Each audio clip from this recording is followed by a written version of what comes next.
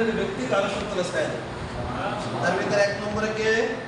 ইমামুন আদিলুন ওয়া শাবুন নাশা ফি ইবাদাতিল্লাহ। এক নম্বরে কি? ইমামুন আদিলুন, ন্যায় পরায়ণ বাদশা। মানে একাই ক্ষমতা, মানে আল্লাহ কিয়ামতের ময়দানে আরো সত্তরে একজন ব্যক্তিকে দিবে না। এই বাদশা আমরা প্রত্যেকে, আমরা কি প্রত্যেকে যে যার পরিমণ্ডলে আছি সে তার পরিমণ্ডলে ইমামুন আদিলুন। একজন পরিবারের গার্জিয়ান সে ইমামুন আদিলুন। একজন তার পরিবারের সমাজের যার যতখানি দায়িত্ব আছে, নিয়ন্ত্রণে আছে, সে সেখানে একজন ইমাম, একজন দায়িত্ব। এই দায়িত্বের ব্যাপারে কি আমাদের ময়দানে জিজ্ঞাসা করবো, কি কথা ঠিক না? এইটাকে সেই দায়িত্ব যাতে কোরআন সুন্নাহ ভিত্তিক পরিচালিত হয়, এই জন্যই আমরা খলিফা।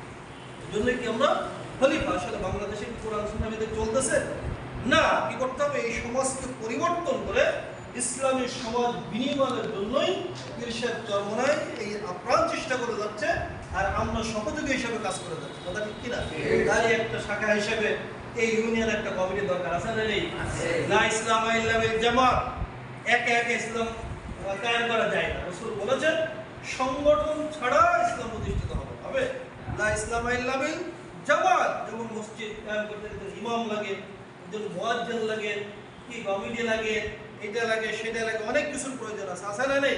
ঠিক অনুরূপভাবে ইসলাম প্রতিষ্ঠিত করতে গেলে আমাদের সর্বোচ্চ শ্রেণীর সমস্ত মানুষেরও প্রয়োজন আছে। এই কথা ঠিক না? একটা শরীর পরিচালনার জন্য আমার মাথা লাগে, চোখ লাগে, হাত লাগে, পা লাগে, অনেক অর্গান লাগে, লাগে কি লাগে না? ঠিক সংগঠনও রাখে। এই কথা ঠিক না?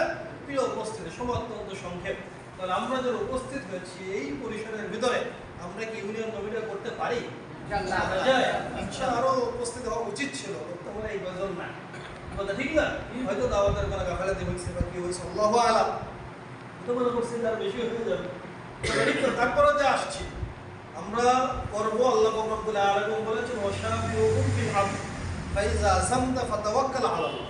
যে কোনো জিনিস পরামর্শ ভিত্তিক আমরা করব। কি ভিত্তিক? সেই পরামর্শের উপরে যার উপরে দায়িত্ব আসে সেটা আল্লাহ রাব্বুল আলামিনের উপর তাওয়াক্কুল করে তাকে আমরা দায়িত্ব। এই কথা ঠিক আছে তো ইনশাআল্লাহ? আমি এই ব্যাপারে বিভিন্ন জায়গায় বিভিন্ন পরীক্ষার আমি কমিটি গঠন করে থাকি। এক পদ্ধতিতেই করি না। আসলে খেলাফতের নিয়ম পদ্ধতি একটা না, বিভিন্ন প্রক্রিয়ায় কি কমিটি গঠন হয়। আজকের পরীক্ষার একটা ভিন্ন প্রক্রিয়ায় করতে চাই, কালকে একটা প্রক্রিয়া করেছি। মুজাহিদ কমিটি